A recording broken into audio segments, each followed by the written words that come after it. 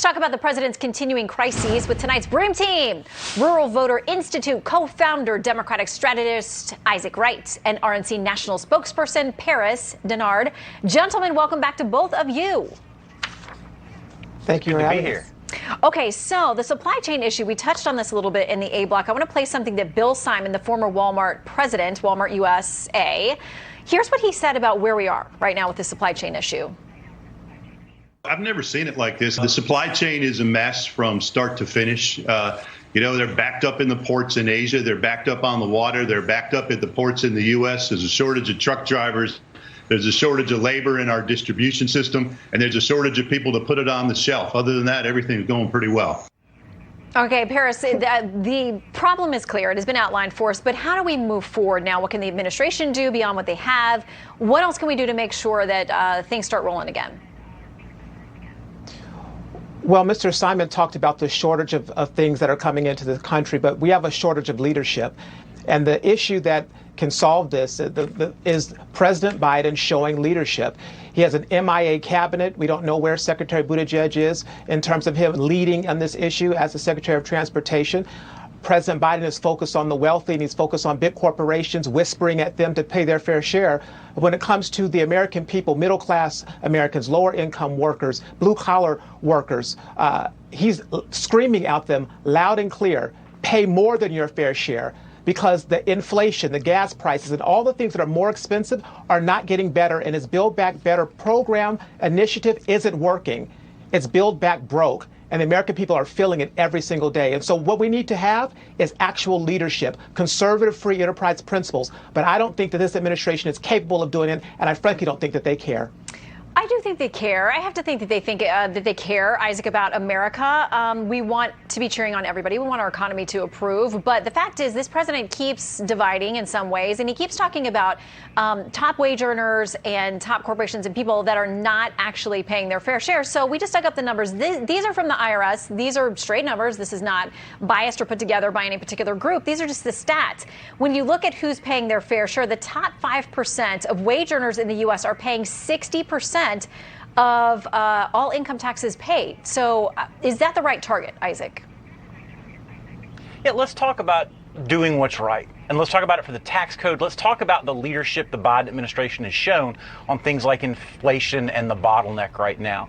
But looking at the tax code first, let's step back and take a realistic look at it. Estimates suggest that salaried folks and wage earners are about 99% compliant, i.e. 99% of people are honest on their taxes. However, for those with opaque taxes, those in the wealthiest categories that have the opaque incomes of proprietorships and things, the estimates are that about 55% of those are non-compliant, i.e. people are not paying the taxes they owe. And so we need to have some justice there, right? It's not right that the big tech corporation billionaires are paying less taxes than nurses and firefighters and teachers. And Joe Biden has put forth the leadership, and I think this is something Republicans and Democrats surely can all agree, that those big tech billionaires should not be paying less in taxes than the hardworking people who stock the shelves of our grocery stores, our Walmarts, and our Targets. And that's the kind of leadership he's put forth. At the same time, we've seen leadership on the bottleneck crisis.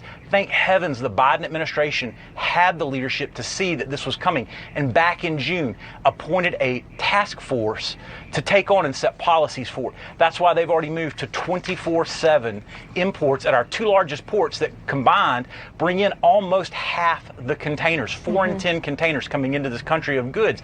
And they've struck up private-public partnerships with places like FedEx, UPS, Walmart, Target, Home Depot to work to meet consumer demands. That's the kind of leadership we need. We certainly hope that that works. I mean, especially for the holidays and everything else, we need to see solutions. So we hope that those are working. William Lajeunesse has been reporting at the major ports out there in California and says even with some of them trying the 24/7 operations, they are still massively overwhelmed. But Paris, what about the point that Isaac is making? He says top wage earners, big tech, big corporations are paying less in taxes than people who are stocking our shelves and teaching our kids. Well, the issue at the moment is the fact that because of the supply chain issue, a lot of those shelves are empty, are going to be empty. And the other thing is, look, high gas prices and inflation, everything costing more expensive, is actually a middle class income tax increase. And so, again, they can focus on the billionaires, the millionaires, and corporations, but the administration is missing the mark. They should be focused on the fact that they have a middle class tax increase right now. They should be focused on the fact that gas prices are increasing and this inflation is out of control. Focus on the people who really need the help right now and the increased taxes that they're facing. That's what his focus needs to be. It's misguided. The White House Chief of Staff is calling it a high class problem. It's not. It's a middle class crisis right now that they're not leading on. Well, and if this is what you call leadership, I want no more of it. Well, we know that inflation is showing up in polls across the board. Democrats, independents, Republicans, they're all worried about it because everybody worries about putting food on the table and paying their rent. Isaac and Paris, come back, because I'm sure we'll have more to talk about. This is not going away anytime soon, though we hope it will. Thank you both. Will do.